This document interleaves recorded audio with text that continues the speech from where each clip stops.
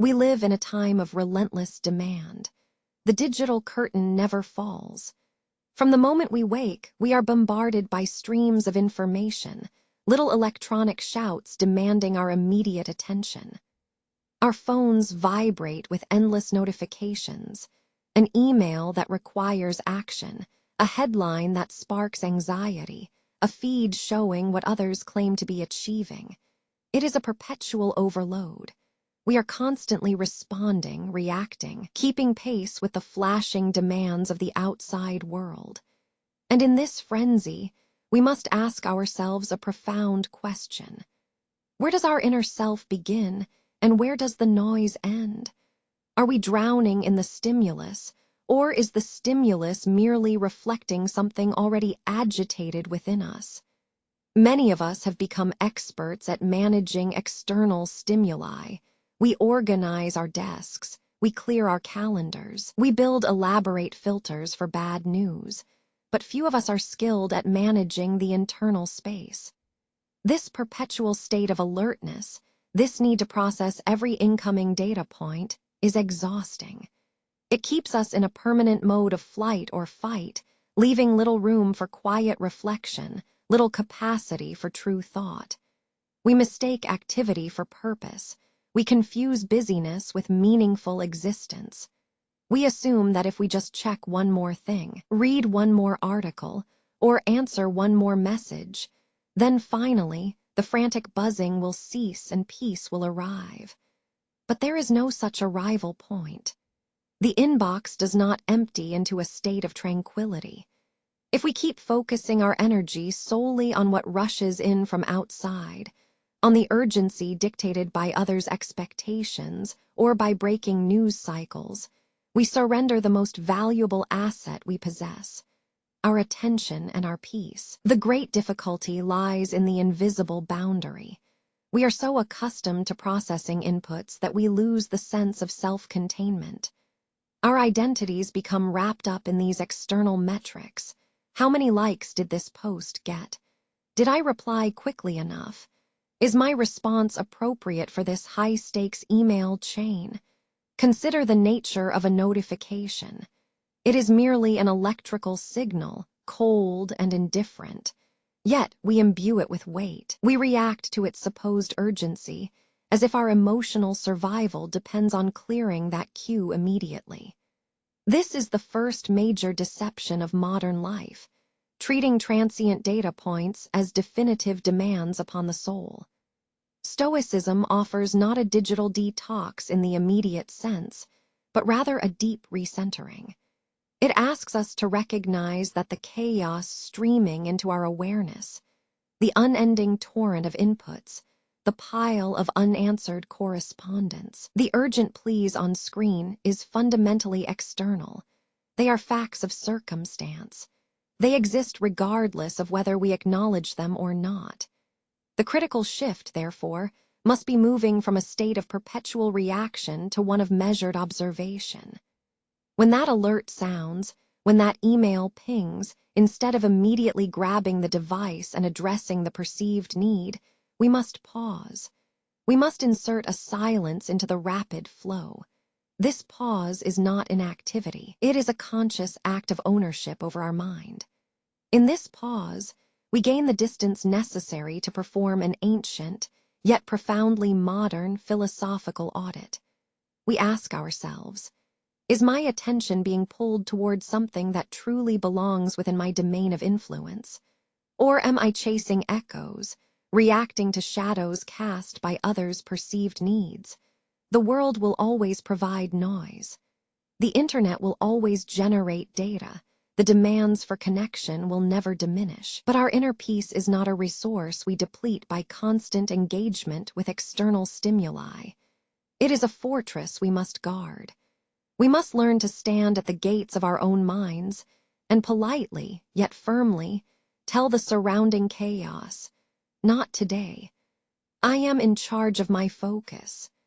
The most powerful act of self-mastery in the digital age is learning how to be undisturbed by things that are fundamentally beyond your control. This journey begins with reclaiming the silence between the ping and your response. We have spent time examining the relentless flood of external stimuli. The world bombards us with information, demands attention, and presents itself as a continuous stream of things that require immediate action or reaction. If we allow this torrent to dictate our inner life, we will find ourselves perpetually exhausted, constantly chasing novelty, and always feeling slightly behind. But philosophy asks us to pause, to look deeper than the sheer volume of noise. The core insight, the great divide, is a concept foundational to Stoic thought. It draws a clear, necessary line between what truly belongs within our sphere of influence and what exists beyond it. This is not merely an academic division. It is a practical guide to where we should place our energy and where we must practice detachment. Think of your mind as the center of gravity for your entire existence. Now imagine every event, a demanding boss, a canceled flight, a critical comment from a friend, or even just traffic congestion, as an external force trying to shift that center point. Stoicism teaches us that while we cannot control the forces, we must fiercely protect the integrity of the core. The ancient philosopher Epictetus gave us perhaps the clearest framework for this understanding. Some things are up to us, and some things are not. This is a monumental realization, because it requires us to shift our entire focus from action toward judgment. When we say something is up to us, we are not referring to physical actions alone, though making choices falls into that category. More profoundly, we mean our inner assent, how we judge an event. It is not the traffic jam itself that causes anger. It is our judgment that we should be late, and this inconvenience is unacceptable. The traffic jam is merely a brute fact of reality. Our feeling of frustration is a product of our interpretation. The things that are not up to us, these are vast in scope. They include other people's opinions, the unpredictable weather, global politics, market fluctuations, and countless moments of pure randomness. We cannot mandate them into existence, nor can we compel others to think or feel in a specific way regarding us. To grasp this divide is not to become cynical. It is to become powerfully realistic. It means recognizing where effort will yield fruit and where effort is merely an expenditure of dwindling emotional energy. Imagine standing at the edge of a turbulent sea. The ocean, with all its massive waves, represents everything outside our control. The winds, the currents, the whims of nature. We cannot stop them. But we possess a small boat, representing our own judgment and will. Our job is not to stop the water. It is simply to ensure that the actions within this small boat remain guided by calm intent, regardless of how high or low the waves crash around us. The storm remains outside. Our composure resides inside. This distinction requires mental muscle. It means intercepting those automatic reactions, the immediate flare of anger when criticized, the spiral of anxiety when a meeting is postponed. These are moments where we are being pulled into the external drama. Our goal must be to create that sacred pause, that small space between stimulus and response. This gap is not empty. It is fertile ground for choice. When we feel hurt by another person's words, our instinctual reply might be defensiveness or retaliation. The Stoic challenge is to observe the emotion rather than embodying it. To ask, is this feeling an objective truth about my worth, or is it merely a reaction to a perceived slight? By treating emotions as observations, a passing cloud over the mind's landscape, we diminish their power. The greatest source of suffering often stems from resisting what simply is. We build up elaborate mental walls expecting certainty, predictable praise, and flawless execution. When life inevitably introduces the messy variables of human fallibility, unpredictability, and sheer bad luck, our inner systems crash. Acceptance, in this context, is not resignation or passivity. It is an active philosophical assent to reality as it presents itself, without immediately adding a layer of judgmental dissatisfaction upon it. Acceptance means saying, "This situation is currently the case. I do not like this, but it is." This simple acknowledgement frees us from the exhausting labor of wishing things were otherwise. Understanding the Great Divide allows us to perform a fundamental psychological triage. We categorize our concerns. Are they rooted in my own judgments, or are they dictated by external forces? By consistently redirecting our concern toward the self-owned space, our intentions, our character, and our current choices, we gradually pull back from the emotional gravity of the world's demands. The goal is not to become emotionally distant from suffering itself. We must remain deeply empathetic and engaged with life's challenges. Instead, we are learning to filter the input, to let the chaos wash against us without penetrating our core sense of self-worth or inner peace. This mastery over internal assent is what transforms mere survival into a genuinely resilient state of being. We have spent the last chapters learning to separate what is genuinely ours from what simply happens to us. We learned that our thoughts, our choices, and the manner in which we interpret raw events belong entirely within the sacred border of our own being. The world outside, for all its unpredictable beauty and frustration, remains stubbornly external. It moves, it argues, it disappoints, and we must learn to accept its inherent chaos without letting it dismantle our internal peace. But this brings us to a difficult truth, the illusion of control. We are creatures trained by society, by modern expectation, to believe that if only we could manage enough variables in our lives, then true happiness would finally arrive. We are wired to seek mastery over traffic jams, over other people's emotions, even over the fickle turning of fate itself. We build elaborate internal mental walls, bricking up any possibility of imperfection, demanding predictability from an inherently unpredictable universe. This desperate clinging to a perfect outcome is not strength. It is exhausting folly. It creates stress where none was necessary and anxieties where only acceptance was required. The striving for complete control, the belief that we must be able to fix every negative moment or perfectly predict the future, is perhaps the most pervasive myth of modern life, overshadowing the ancient wisdom that calls us back to our own measure. It is a Sisyphean burden, pushing heavy stones up endless slopes only to watch them roll back down into despair.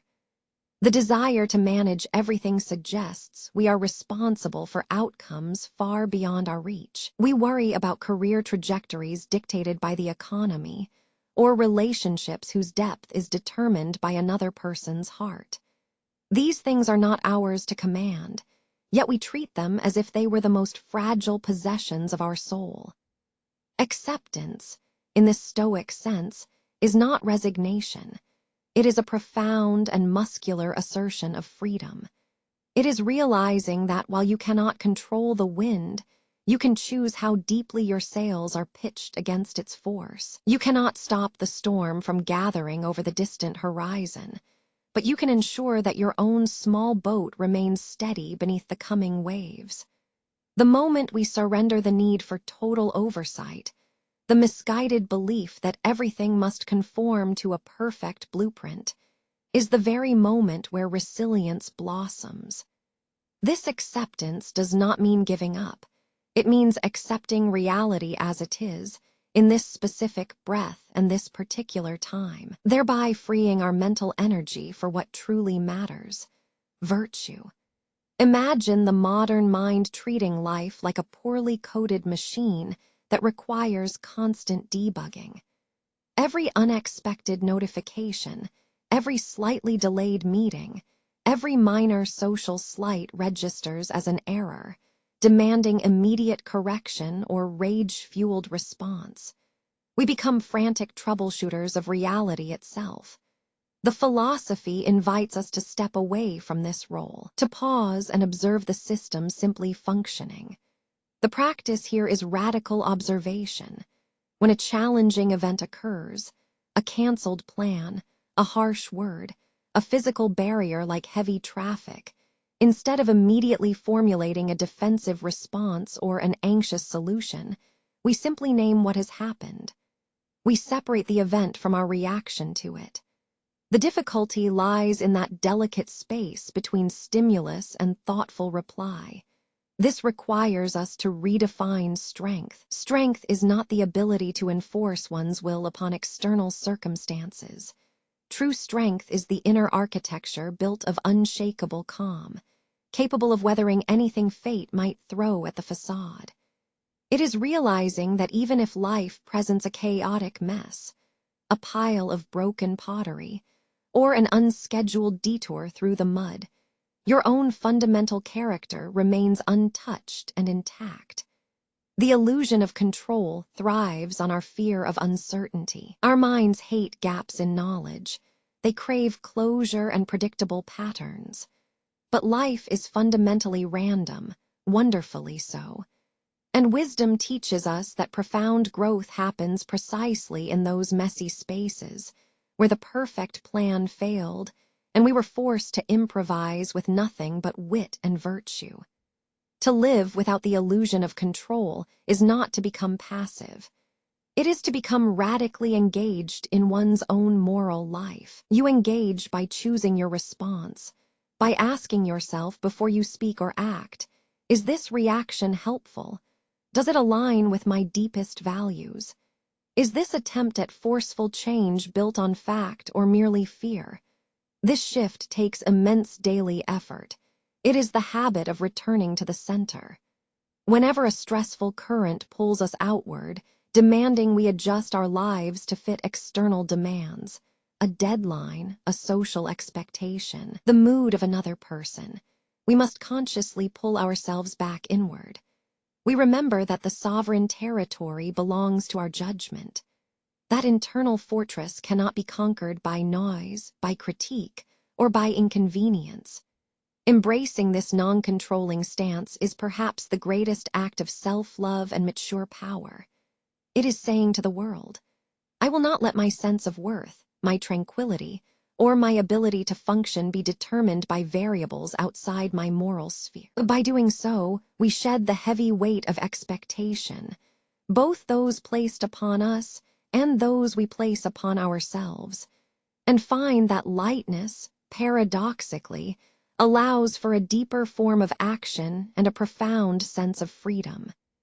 This is the quiet revolution, choosing inner liberty over the exhausting fantasy of total mastery. We have seen how the modern world constantly bombards us with demands. We began by learning to observe the ceaseless flow of external noise, recognizing that this torrent of information and expectations is not ours to manage. Then we drew a clear line in the sand, delineating what truly belongs within our dominion, our thoughts and reactions, from everything else. This effort was an act of monumental internal redirection. Yet, even with the clarity of that divide established, the habit of reacting remains deeply ingrained. We are trained, conditioned by centuries of rapid information exchange, to treat every stimulus as a personal affront or a critical urgency. Our initial defense is often simply recognizing what we cannot control. But true resilience demands something deeper. It requires us to look not at the tide itself, but at the mechanism that allows the wave to impact our inner peace. The central truth of Stoicism begins to emerge here. Pain does not originate in the event itself. It originates in our judgment of that event. Think about the slight you experience today. Perhaps a colleague interrupted you, or maybe someone posted an opinion online that stung your sense of fairness. The event was simply a collision of words, a moment of distraction. Yet the sting, the anger, the feeling of being diminished, that powerful negative emotion is not caused by the interruption. It is authored by the story you told yourself about the interruption. You did not merely experience an event. You judged that the event meant something terrible about your worth or your ability to be respected. And it is this act of labeling, of passing internal judgment, that constitutes the true wound. Consider this carefully. Events are neutral. They are raw data points presented by reality. The rain falling, the car stopping suddenly, the unkind words being spoken. The judgmental faculty within us is what colors these facts with significance. It takes the simple occurrence and transforms it into an injustice, a failure, or a threat to our self-esteem. This realization was revolutionary for Epictetus. He taught that we are not victims of circumstance. Rather, we are authors of our own suffering through our interpretations. The external world is indifferent. It simply happens. Our internal commentary upon what has happened is where the entire weight of pain resides. This shifts the locus of control even further inward. We do not need to manage other people's behavior, nor can we predict future market fluctuations or geopolitical crises. These are too vast and complex for any single mind to contain. Our power lies solely in the quality of our interpretation. When you feel that sudden spike of anxiety, the racing heart, the tightening chest, do not immediately accept it as proof of disaster. Instead, pause. Treat that feeling as merely a passing mental note. Ask yourself, what judgment am I casting right now? Am I labeling this event as disastrous? Am I assuming that this single setback means my career or relationships are doomed? By subjecting our emotional reactions to the rigorous process of interrogation, we diminish their authority. We realize that much of what we suffer from is simply a series of unfounded assumptions dressed up in robes of certainty. The path forward, then, is not merely acceptance, but skillful detachment through cognitive restructuring. When faced with perceived offense, instead of immediately spiraling into defense or resentment, try to create the space for reasoned observation. Imagine that internal monologue as if it were spoken by a detached philosopher who has seen countless cycles of human folly. They would point out, observe this feeling. Notice where in your mind you have decided that this slight is an attack on your character. This philosophical maneuver allows us to step outside the immediate heat of the moment and view ourselves as impartial observers of our own mental processes. We are not simply reacting. We are actively choosing how to react, which is itself a profound act of freedom. This ability to separate the fact from the judgment requires constant practice, like strengthening a specific muscle group that rarely gets used in modern life. When you find yourself getting frustrated in traffic, for example, instead of labeling the other driver's behavior as reckless or selfish, judgments which fuel your rage, simply label it as an event. The car ahead slowed down abruptly. This simple relabeling neutralizes the emotional payload. The facts remain. The manufactured drama dissipates. By practicing this radical observation, we slowly starve the judgmental habit of its power. We learn that our inner tranquility is not a prize granted by external circumstances or by the goodwill of others. It is a carefully guarded internal frontier, maintained moment by conscious moment, through the disciplined refusal to allow fleeting thoughts to pass judgment upon reality. We live in a culture built on the need for validation. We are constantly performing, curating an image that we believe will earn us approval. The likes, the laughs, the polite nods of strangers online or in person. Our phones become mirrors reflecting not our true selves, but the reflected judgment of others. And so, we build walls around our inner peace, walls designed to withstand the slings and arrows of criticism, but often built with nothing more than brittle neediness. Recall what we established, that your inner world is sovereign territory. It belongs only to you. Yet, how often do we willingly hand the keys to this fortress over to every passing opinion? We let the critical comment on a photograph dictate our mood. We let the subtle glance in a meeting redefine our worth. This surrender of self-worth to external assessment is one of the greatest modern anxieties. The great philosophers taught us that if you base your happiness on something outside your control, you guarantee yourself perpetual unhappiness. The opinions of others are like wind. They arrive with force and disappear without consequence to your core existence. To constantly seek them, however, makes you a slave to their fickle passage. You become a walking embodiment of conditionality. I will be happy only if they approve. I will feel whole only when they acknowledge my value. Imagine the weight this carries. The endless mental accounting, calculating how many people think we are clever enough, kind enough, successful enough. This intellectual burden is exhausting. It drains the deep, quiet energy needed for true self-reflection and disciplined living. So, what does it mean to be unbothered? It is a radical psychological act of emotional divestment. It means understanding that other people's opinions are merely reflections of their own internal landscape. They tell you more about the state of their soul than they ever do about your true being.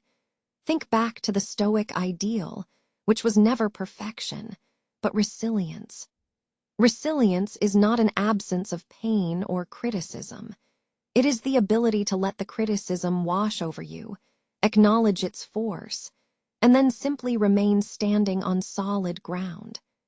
It requires us to redirect the vast energy we spend worrying about how others see us back toward cultivating our own character. Our values must become self-generated, not externally ratified. The practice begins with recognizing that most people are too busy managing their own lives, their own anxieties, and their own expectations to dedicate thoughtful judgment to you. Their opinions are often fleeting, uninformed, or simply projected from their own unfulfilled desires.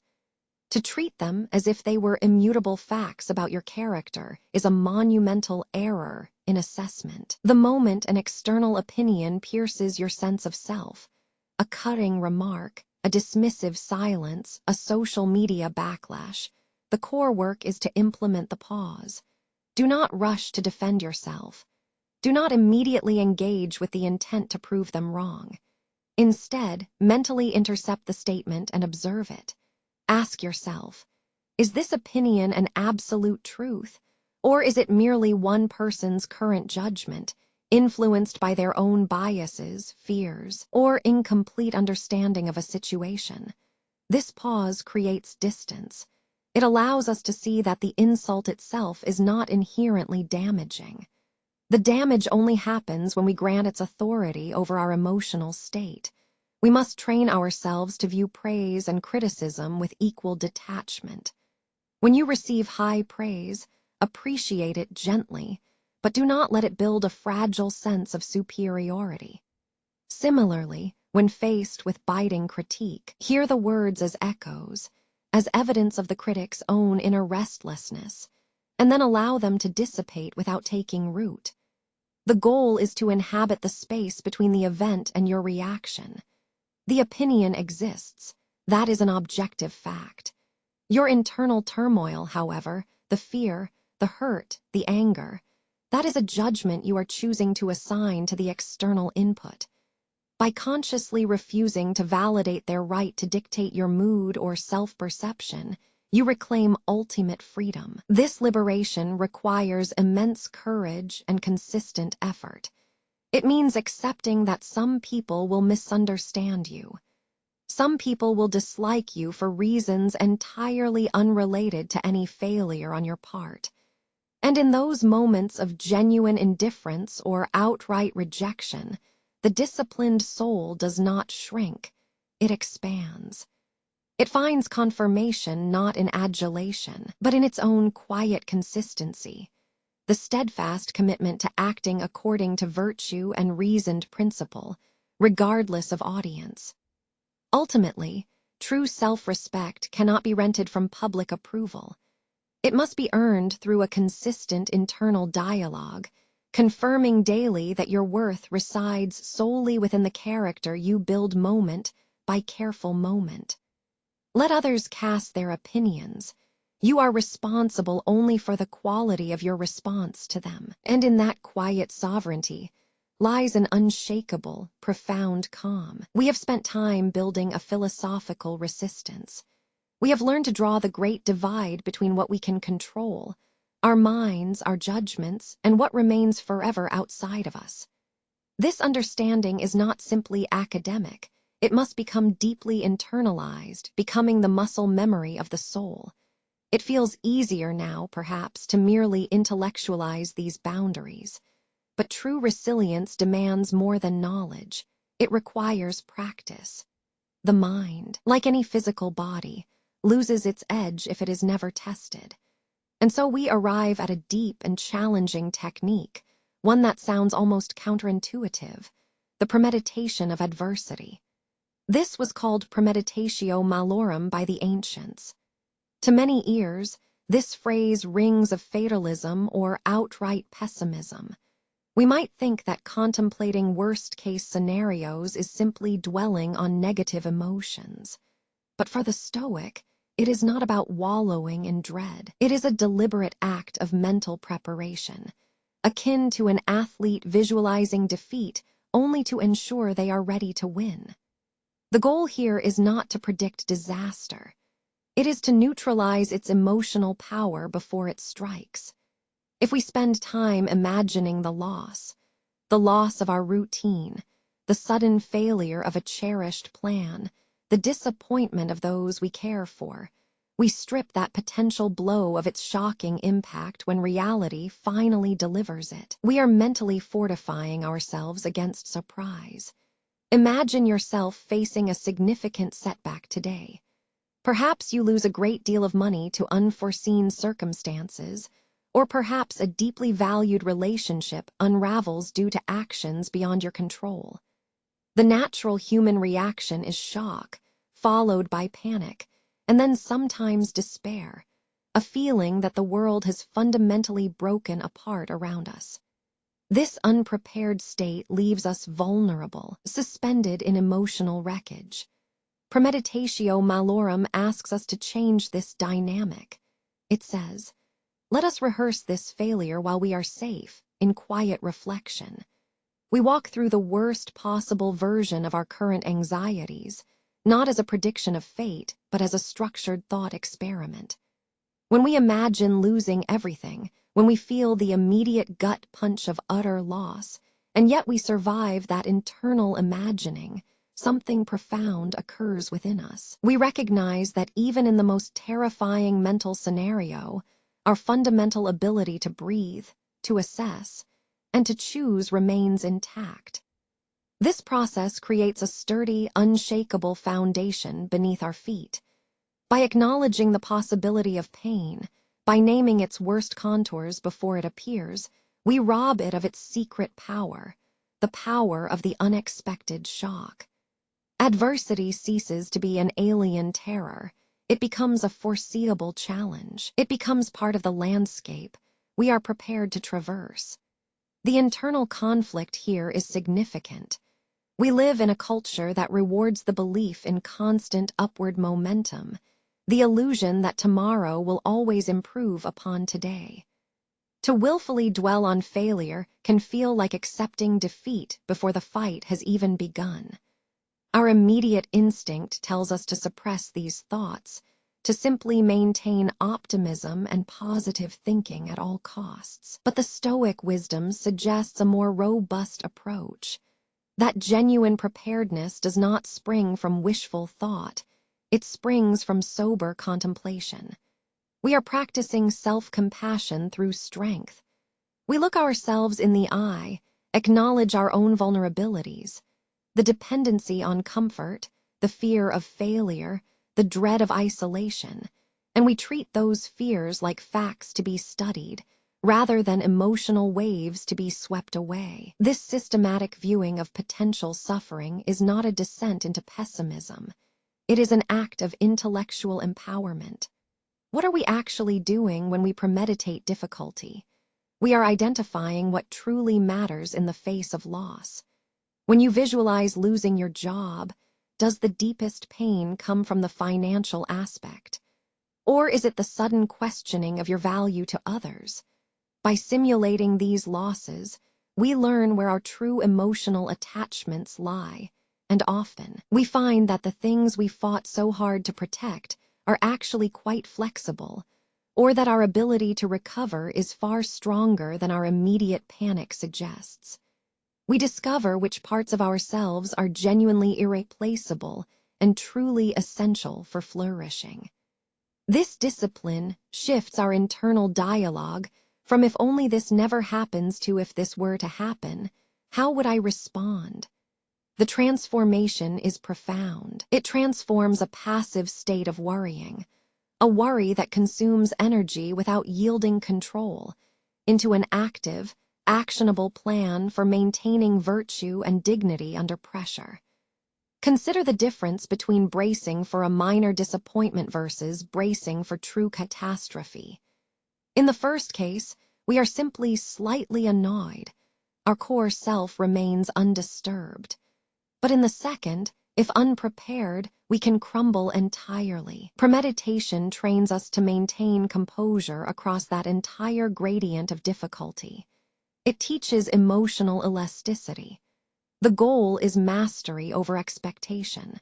We stop being surprised by life.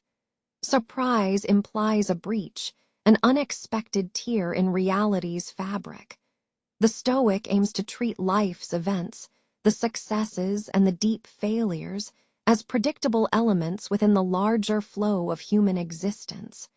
They are merely occurrences, observable data points against which we measure our virtuous response. This is not cynicism. It is grounded realism. It is a quiet confidence built on having walked through the darkest mental corridors, so that when real darkness comes, we are already acclimated to the temperature. We learn that life does indeed contain unpredictability, but that our character, our internal scaffolding, is much more flexible and robust than we initially feared. By being mentally unbothered by the possibility of suffering, we teach ourselves how to remain truly unbothered when it arrives. We have spent these chapters mapping the territory of the inner self. We have learned to differentiate between what belongs to us and what does not. We understand that external chaos, the sudden insult, the aggressive argument, the persistent demand for attention, is ultimately outside our sphere of control. It is a truth both liberating and daunting. Freedom, as the Stoics teach us, is not the absence of conflict.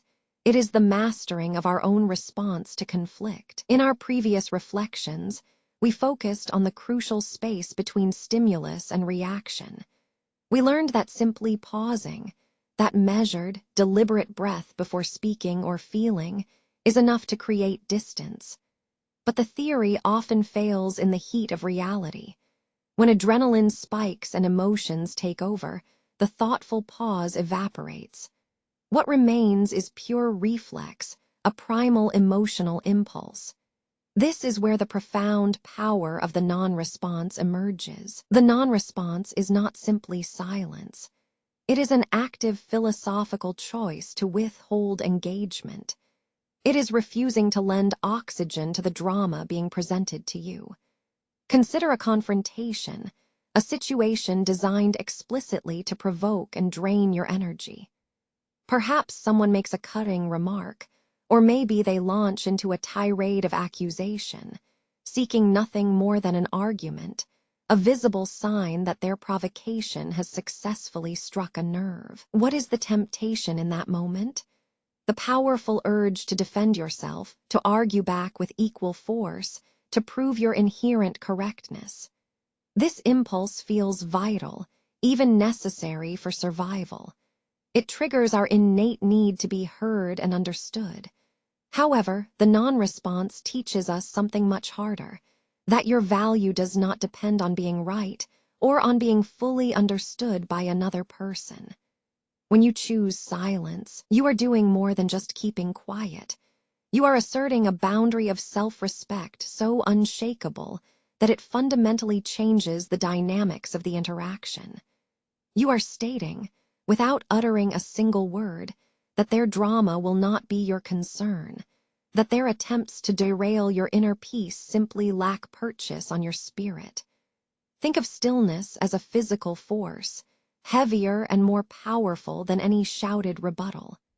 This is where many modern people fail. We live in a culture that rewards loudness, reaction, and performative outrage.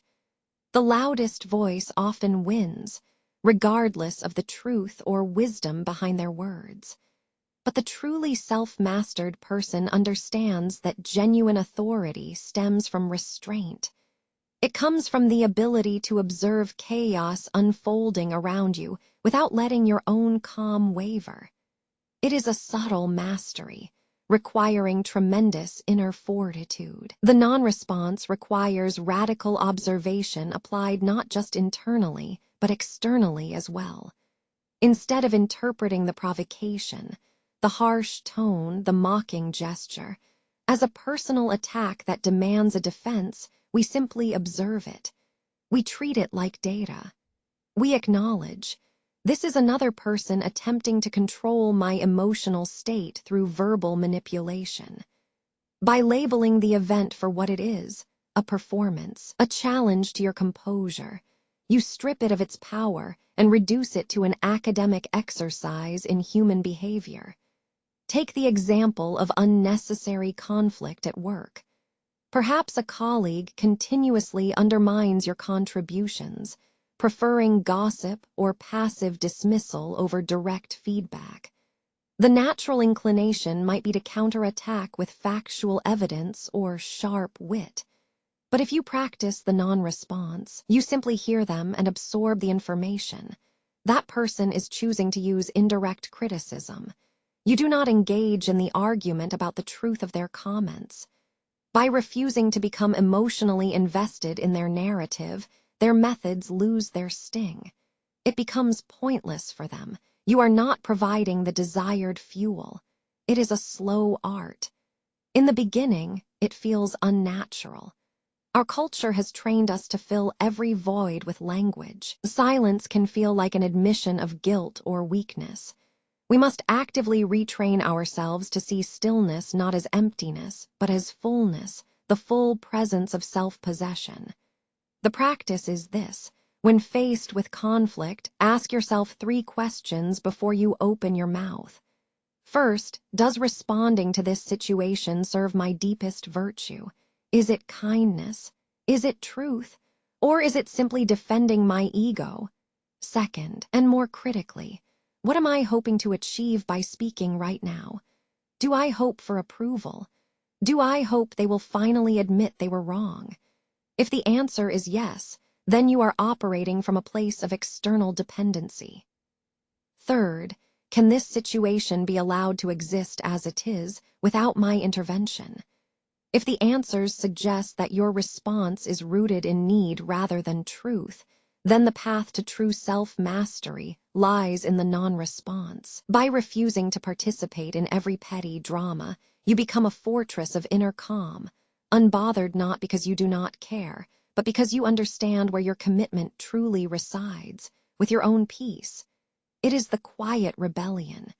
It is recognizing that sometimes the most powerful thing you can do is simply nothing at all. Let the noise wash over you. Observe it like one might watch a storm roll in from a distance. Recognize its power, accept its temporary nature, and continue calmly, with the unwavering knowledge that your internal landscape remains untouched by the chaos unfolding around you. We have journeyed through the chaos of modern life, learning to separate what is truly ours from the relentless tide of external demands. We learned that our inner world, our judgments and our reactions, are the only true territories we command. We are masters, not victims of circumstance. But even with this clarity, moments of profound stress remain unavoidable. Sometimes, a wave of anxiety crests, threatening to pull us back into old patterns of panic, judgment, or overreaction.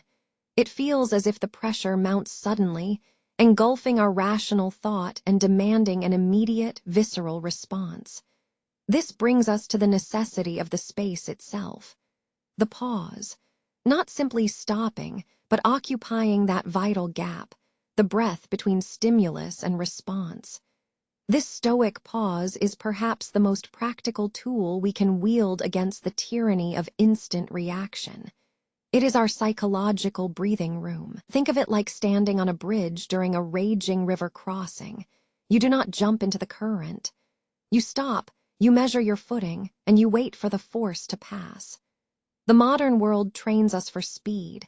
Speed of thought, speed of communication, speed of action. And when we are wired only for velocity, any moment of stillness feels dangerous, like paralysis itself. We treat silence as an emptiness that must be filled with words, activity, or distraction. But true mastery begins precisely where the instinct to fill the void is strongest. The pause is an active choice. It requires intentional resistance against habit. When a trigger pulls at you, a difficult email, a harsh word from a colleague, an unexpected rejection, the old wiring screams for instant defense or immediate agreement. To override that instinct is exhausting. It feels unnatural and overly dramatic. Yet, it is the very act of pausing that restores our authority. How does one cultivate this pause? First, we must understand its physiological anchor, breath. The frantic mind is always racing ahead, living in a future threat or dwelling on a past slight. Breathing, however, anchors us irrevocably to this exact moment, the only moment where true power exists. When the anxiety spikes, do not immediately address the source of stress. Instead, gently direct your focus downward to the simple mechanics of inhalation and exhalation. Count it 4 seconds in, held for a count of 1, 6 seconds out. This is not mere relaxation, it is cognitive redirection. It sends a signal to your nervous system that you are safe enough to think clearly. But breath alone is only the physical scaffold. We must build philosophy upon it. When the pause takes root, we then bring forward our foundational principles. What was I just triggered by? Was this event truly damaging, or did I simply attach a heavy label of catastrophe to a passing occurrence? The pause forces us into that space for questioning. Consider the mantra, "This too shall pass." It is not a soothing platitude designed to dull your emotional senses. Rather, it is a sober recognition of impermanence. Everything feels massive in the immediate moment. The slight, the failure, the overwhelming task. Our emotions treat moments as permanent fixtures, believing that if they feel this intense now, they must last forever. The Stoic pause reminds us, nothing lasts forever. Not the pain and not the triumph, nor the insult, nor the praise. This certainty strips immediate events of their inflated power. We are practicing what Seneca called emotional distance. We are training ourselves to view our reactions as observers rather than participants in the drama of life. When a conflict arises, your instinct might be to defend yourself with logic, or perhaps retreat into shame. The pause allows you to observe those natural impulses, the rising heat in your chest, the tightening jaw, the urge to lash out, and simply note them. You can say to yourself, "I notice anger rising. I notice defensiveness activating." And then you release it. This process reframes conflict itself. A confrontation is merely data. It is a set of inputs from another consciousness that does not require an emotional output from yours. When you withhold the response, the non-response we discussed previously, you do not concede weakness. You establish yourself as an unshakable locus of self-governance. You teach others, by your stillness, the reality that their drama has no effect on your internal state. The power built through this routine pausing is profound. It shifts our identity from reactive participant to measured agent. We stop running through life, perpetually catching up to external demands, and start living with deliberate intention, breathing into the quiet space before we act or speak.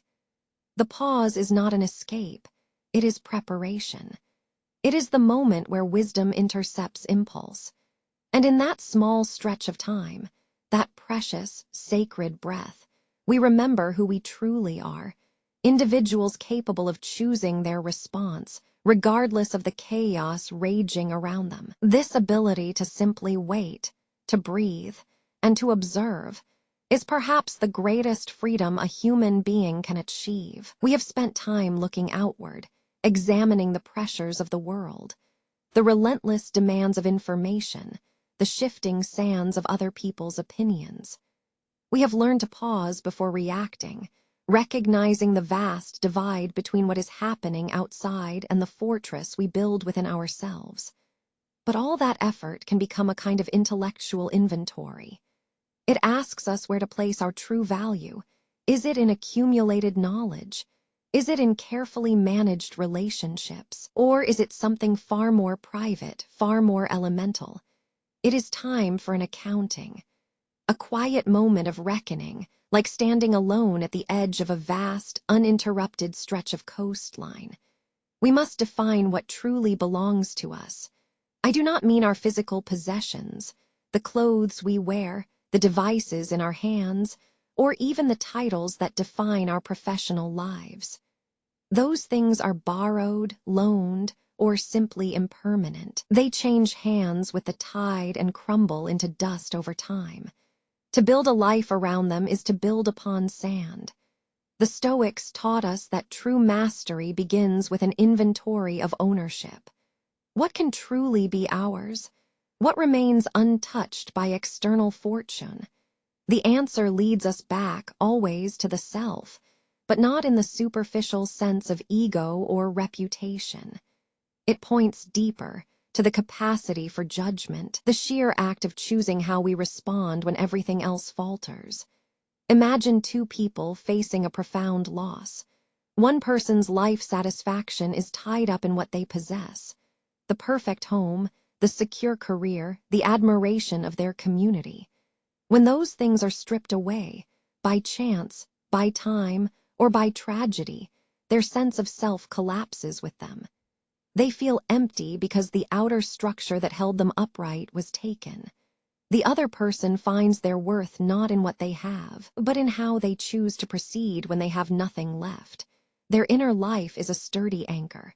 This difference is not merely philosophical, it is the fundamental architecture of resilience itself. This brings us to defining our true assets.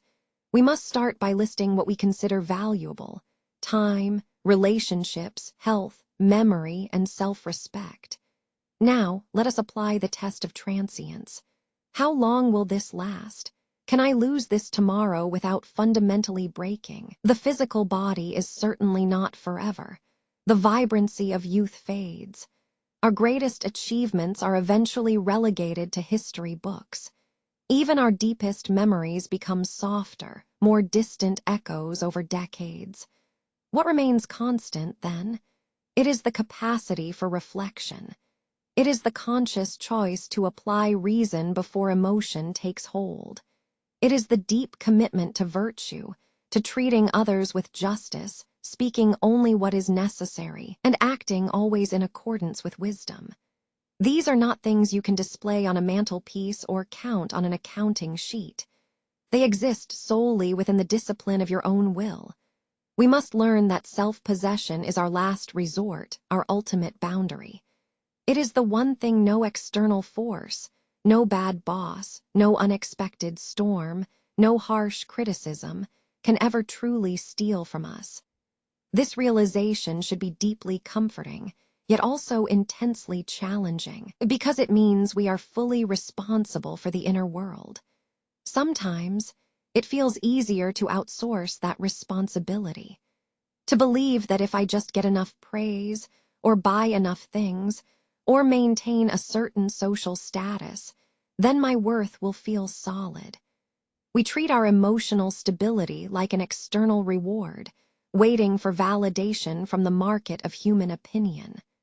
The Stoic path forces us to stop looking outward for this fulfillment. It demands that we look inward and become our own most trusted authority. When you are faced with conflict or difficulty, the temptation is always to blame something outside. The economy, a person, bad luck. But true philosophy compels us to trace the line back to the single point of intervention, our own judgment.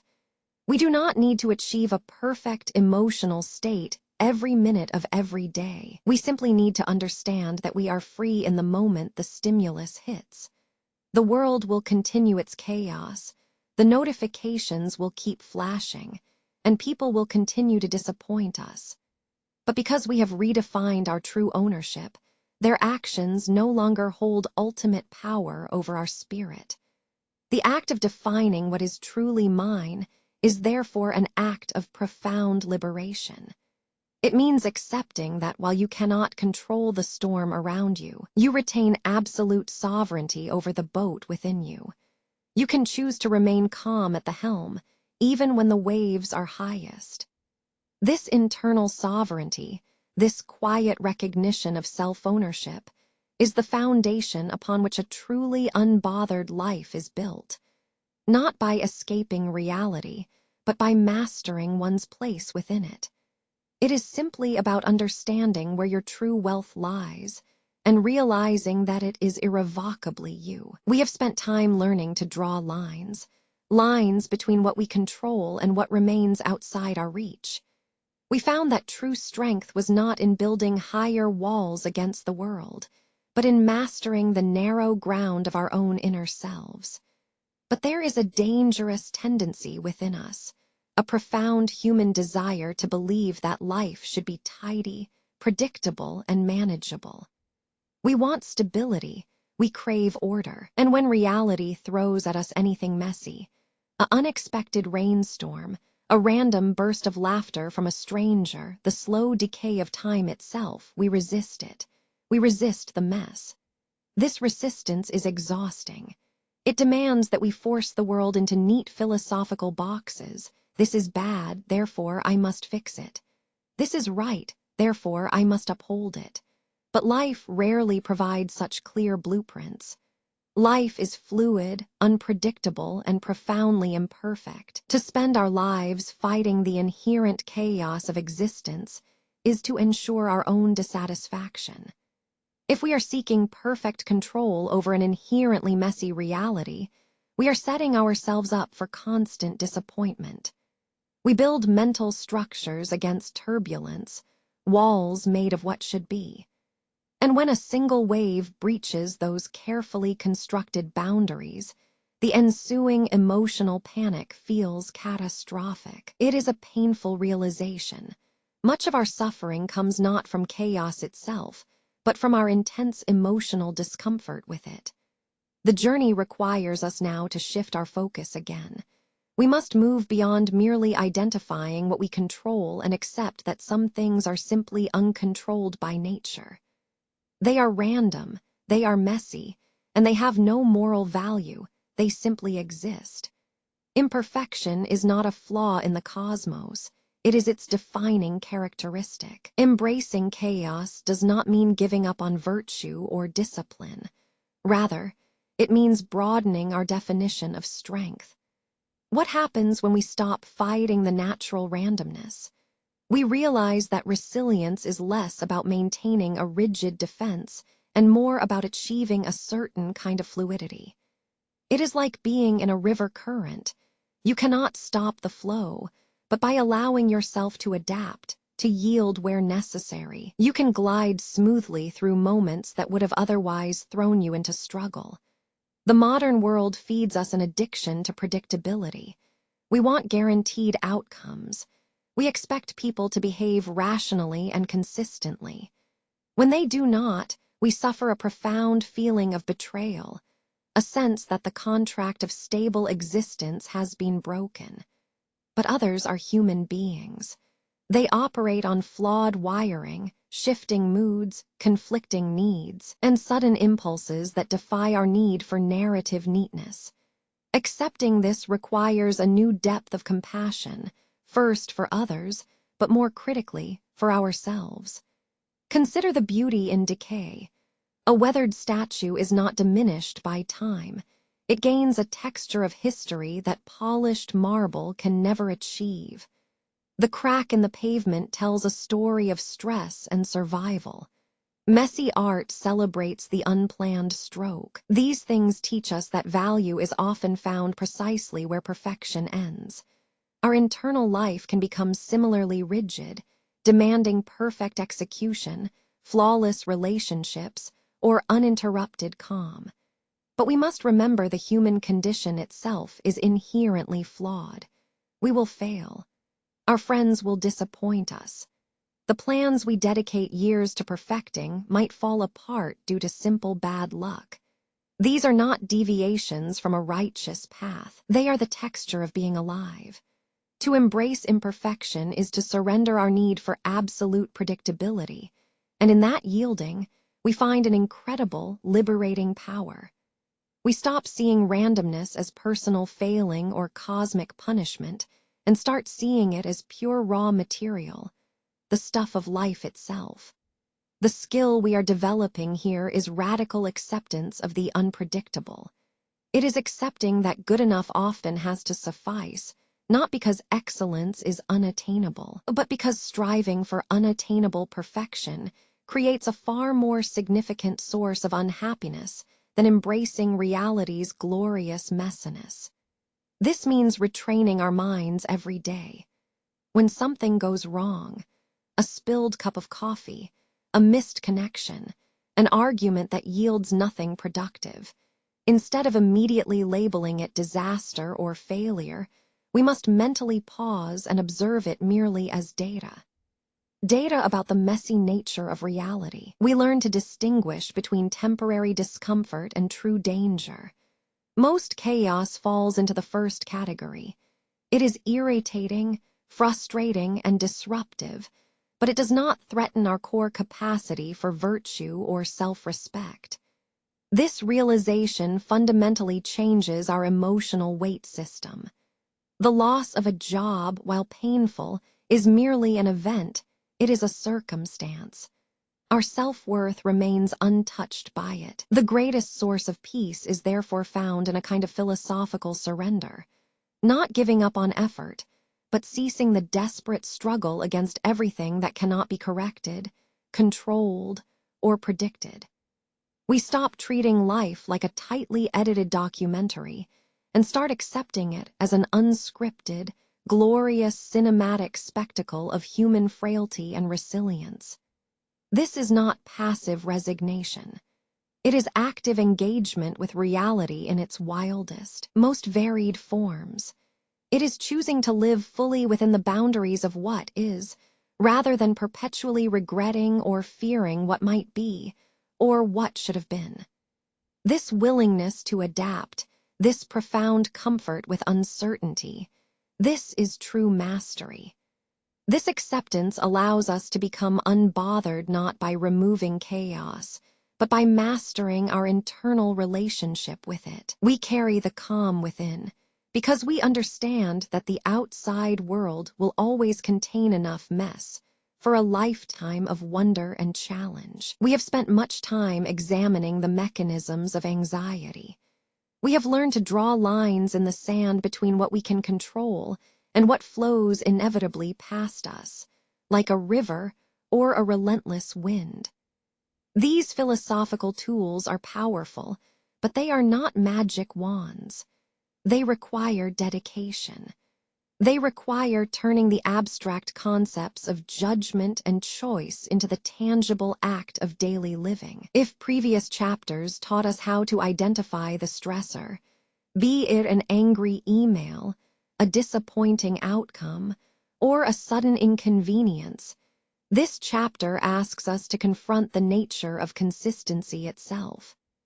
Stoicism is not about performing self-control for an audience. It is about cultivating a deeply ingrained character that survives when all external support structures crumble. The realization we reach here is profound. True tranquility is not a destination you arrive at after conquering a great crisis. It is not a sudden, magnificent moment of enlightenment. Instead, it is the residue of thousands of tiny choices, made consistently over years. It is the long game of virtue. Think of life as a marathon, not a sprint.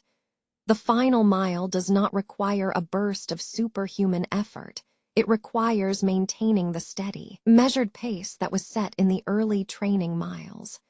Similarly, inner peace is built by choosing the virtuous response when nobody is watching, when there is no dramatic confrontation to prove your philosophical prowess. The challenge of the daily routine reveals flaws in our mental architecture that grand crises often mask. When faced with merely a mild irritation, a cue moving slowly, unexpected rain delaying a journey, or banal criticism from a colleague, our practiced stoicism can feel fragile. The instinct is always toward immediate release, toward deflection, toward simply letting the anger flare out because it requires minimal effort. But this long game demands more than just observation.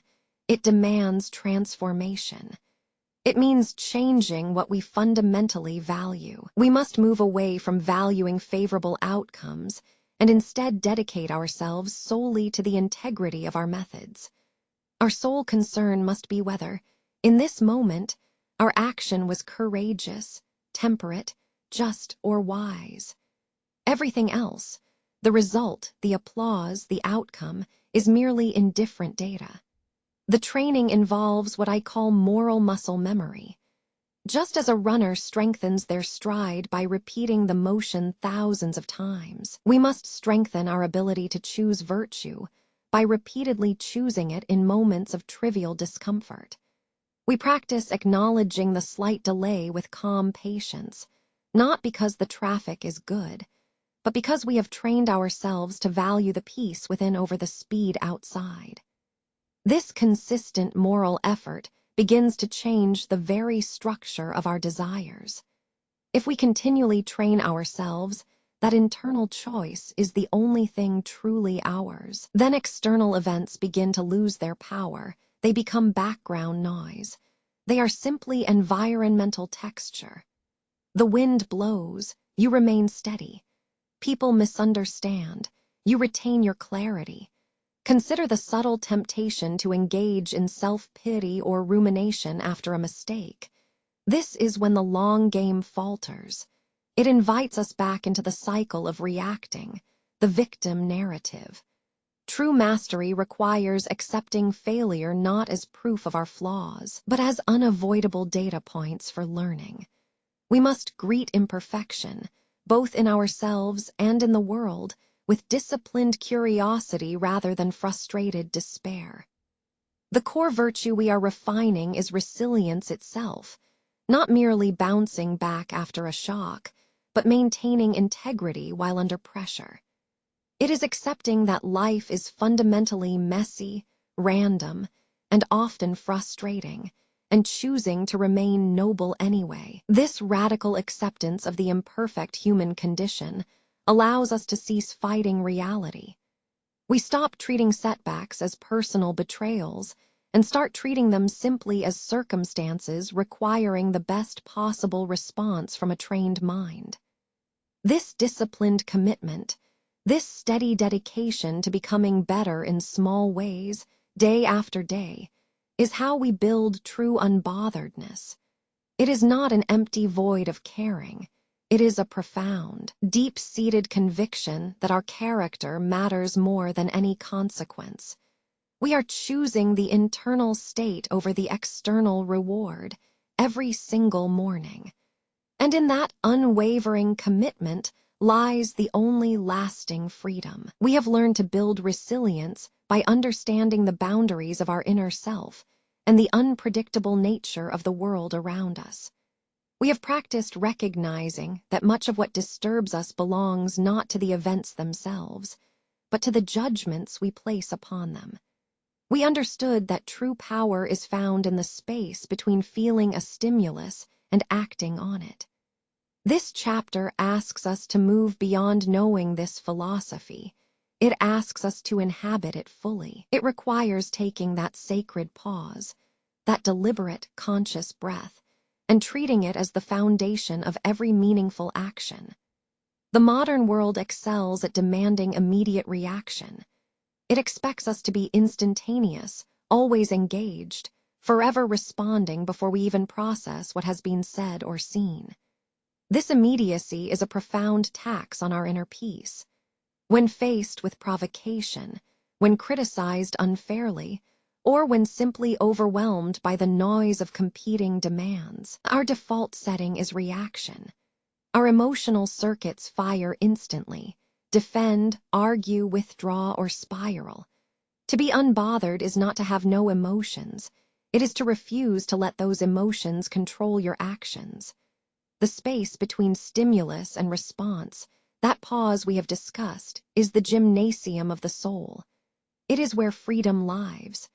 When something irritating happens, when an unwelcome judgment lands upon you, or when a sudden setback derails your plans, do not rush to fill that silence with defensive thoughts or sharp words. Instead, visualize that space. Make it vast. Treat it as the momentary gap in time before a drop of water hits the surface of a perfectly still pond. The immediate impact creates ripples, the initial anger, the defensiveness. But if you pause, the ripple dissipates into nothingness. This is not simply mindful breathing. It is an active philosophical choice. It requires recognizing that your first response is merely instinctual, rooted in old habits and survival mechanisms. The thoughtful second response is where self-mastery begins. The real challenge lies in transforming this intellectual understanding into embodied practice. We must make the pause a habit, a mental reflex, like blinking or breathing. When you feel the familiar surge of irritation rising up from your chest, when the automatic urge to correct, argue, or lash out presents itself, intercept it. Do not engage with the initial impulse. Simply acknowledge it. I am experiencing an impulse toward defensiveness right now. By naming the impulse without following its logic, we strip it of its emotional power. Consider a difficult conversation. The other person is speaking, perhaps unkindly, misunderstanding you entirely, or simply behaving badly. Your initial instinct might be to defend your character point by point, to list counter-arguments, or even escalate the confrontation into an argument about who was right. This reactive approach guarantees emotional exhaustion and often poisons the relationship further. But if you utilize the space, if you breathe deeply and internally say, I will observe this, you change the dynamic entirely. You move from being a participant in the drama to being a calm observer of it. The observer holds authority. The observed person remains free from your immediate emotional involvement. When we view conflict as merely data points, as neutral information about another person's stress levels, their internal failings, or simply their ignorance, the urgency dissolves. We stop taking their words personally because we have reminded ourselves that their opinions are reflections of their own chaos, not statements of objective truth about your worth. This process requires immense fortitude. It is physically tiring to constantly resist the urge toward easeful reaction. The instinctive path is always easier. It requires less conscious effort. But the harder, thoughtful path, the one characterized by patience and reasoned delay, is the only path that grants lasting inner freedom. Every time you choose silence over sharpness, every time you pause before absorbing a piece of toxic information or reacting to an injustice, You are not merely surviving the moment. You are fundamentally retraining your mind. You are building moral muscle memory. The goal is not simply calmness for its own sake, but clarity through that calm. The space between feeling and acting allows you to apply the full weight of your developed philosophy. What is truly within my control? Only my judgment. Therefore, I will guard it fiercely in this pause. This measured response becomes a powerful statement to yourself, and perhaps even to others. It tells them, my inner self operates under different rules than external drama. I am not defined by your outburst. I am defined by my steady choice to approach life with reason. This disciplined detachment is the pinnacle of human resilience, the quiet revolution that happens inside the mind when it refuses to be hurried, refused to be pulled into unnecessary conflict, and instead insists on holding that vital space between impulse and action. It is in this pause that true wisdom finally speaks. We have traveled a long distance together, mapping the complicated terrain of the human mind. We started in the chaos of endless demands, overwhelmed by the relentless scroll of modern life. We learned that to survive the noise, we must first hear silence within ourselves. Through this journey, we found the foundational wisdom to draw a clear line, separating what belongs only to us from everything else. We discovered Epictetus' great divide, recognizing that external events, the traffic, another person's mood, the latest headline, are merely data points that happen out there. They have no inherent power over our inner peace. Our true territory lies in our judgments. It is here, within the quiet chambers of self-assessment, that all authority resides. We learned that wishing for control over everything leads only to exhaustion. True strength, we realized, is not trying to fix every broken thing around us. It is the radical act of acceptance, of acknowledging life's inherent randomness, and instead choosing where to focus our disciplined attention. This practice required us to look closely at how quickly our minds label reality. We saw that suffering does not spring from an event itself, but from the story we tell ourselves about it.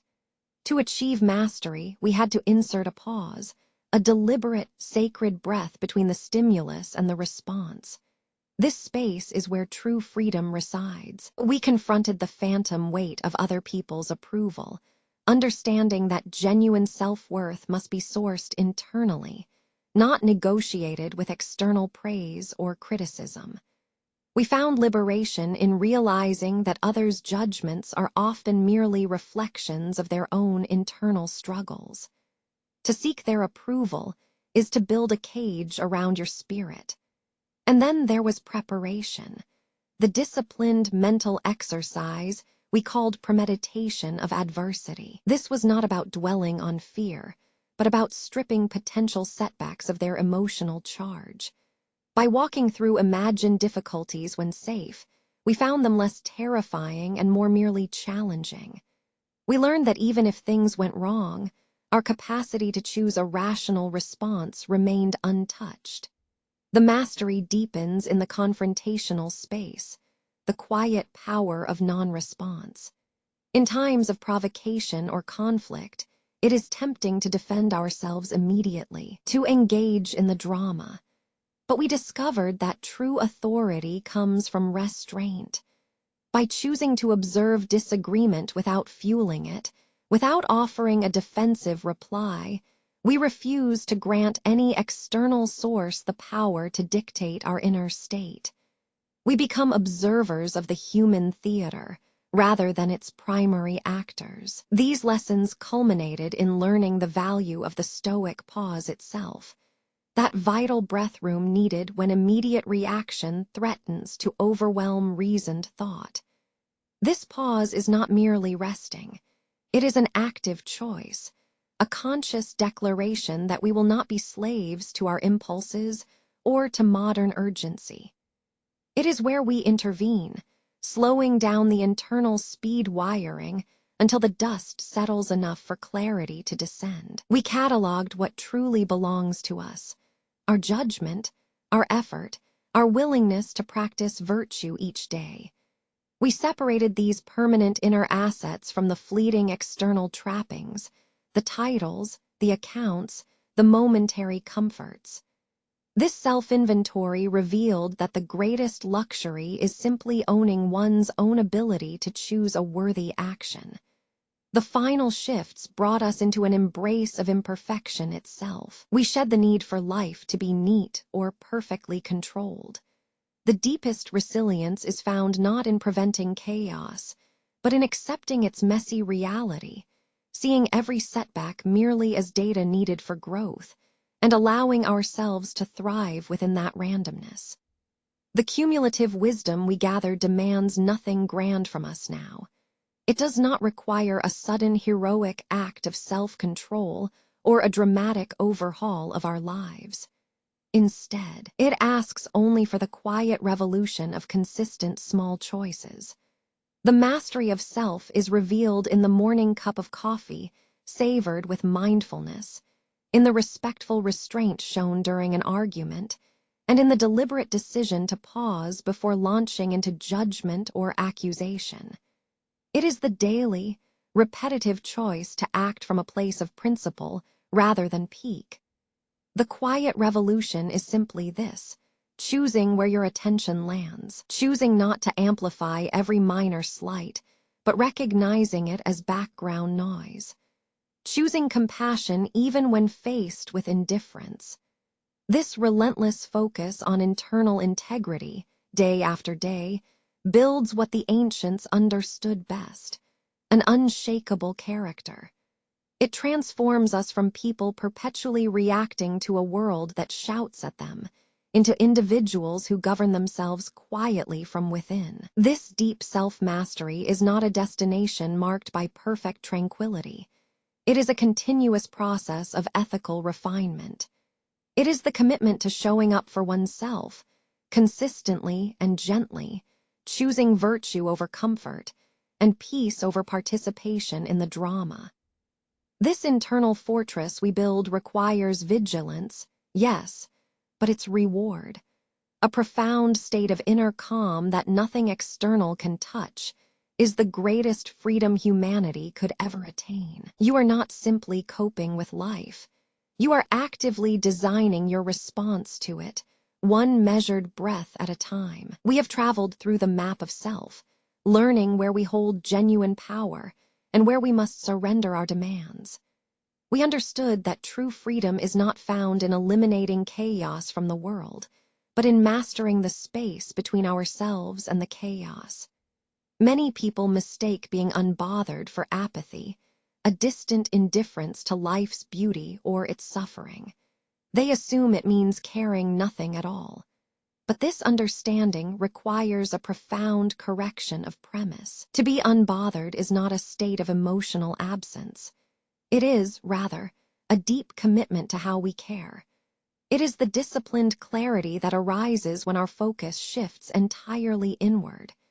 It is recognizing that while storms will rage around us, through economic uncertainty, interpersonal conflict, or unexpected global changes, our inner moral compass remains fundamentally unshakable. This quiet strength is not achieved by pretending these things do not exist. It is built through rigorous engagement with the truth of our own judgments. Think of this feeling, this state we call unbothered. It does not mean you are unaware of pain. Quite the opposite. It means that when profound pain strikes, when a deep loss or injustice occurs, your response comes from a place of anchored principle rather than knee-jerk panic. The emotional storm exists, but your center point remains steady.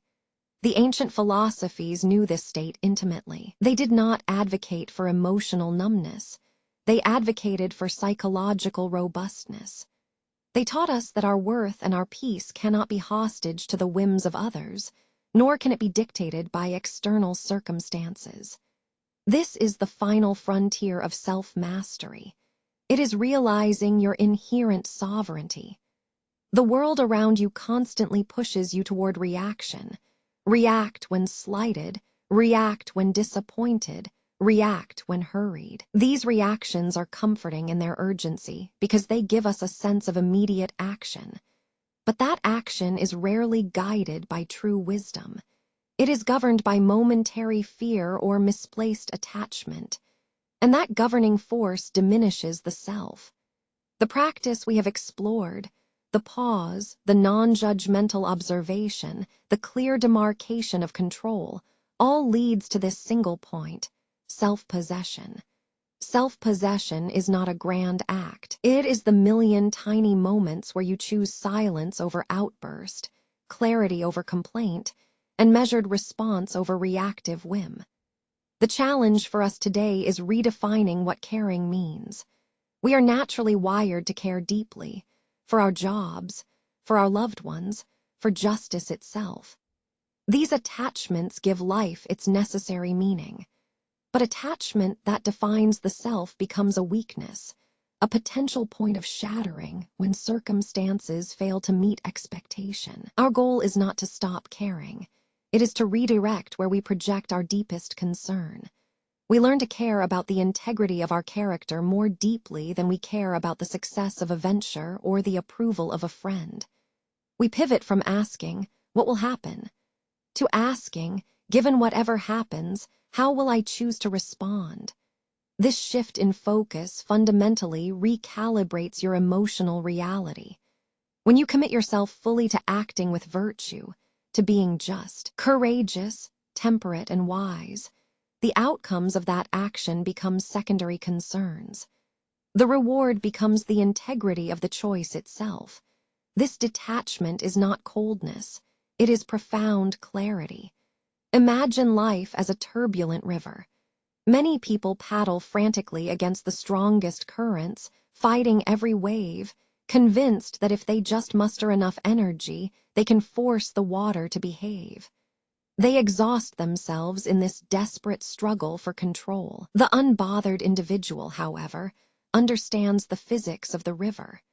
They recognize the inevitable flow and instead learn where to anchor their boat, within themselves.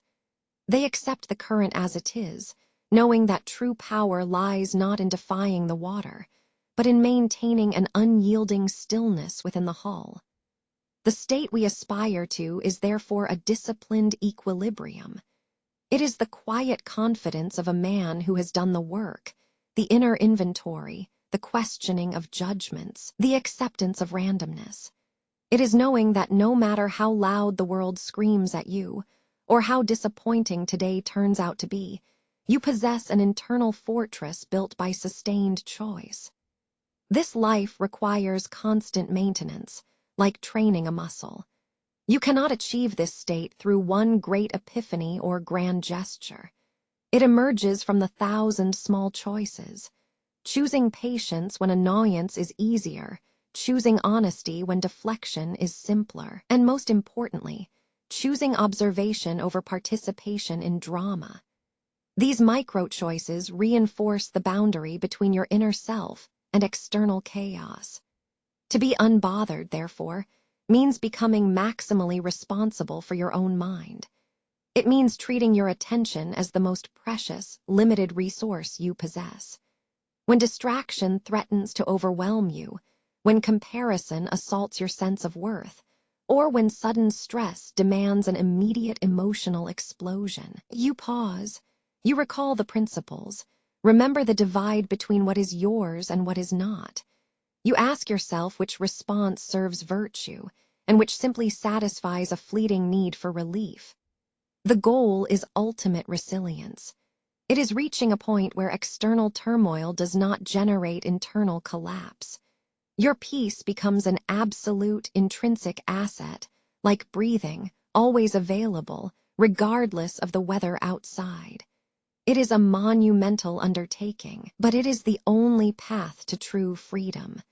The profound and unshakable liberty of being the captain of your own soul, forever choosing wisely, no matter how turbulent the waters become. We have traveled a long road together. We started by confronting the sheer volume of noise, the endless digital demands, and the ceaseless expectations from the world around us. We learned that the primary battleground for peace is not in the outer chaos, but within the quiet chambers of our own minds. Remember, this journey always begins with one single, profound recognition. There is a line, a crucial dividing boundary between what is truly ours to command and what simply happens to us. The concept we have cultivated over these chapters is not about detachment or cold indifference. We must be careful never to mistake quiet wisdom for apathy. It is far more nuanced than that. To be unbothered, as the modern world often simplifies it, requires a deep, active form of engagement with life, an engaged care that first and foremost directs its loyalty inward. Think back to the foundational lessons we studied. We learned from Epictetus that our greatest power resides in our inner faculty, the ability to judge what happens, and therefore the capacity to choose how we react to it. External events are neutral. They simply occur.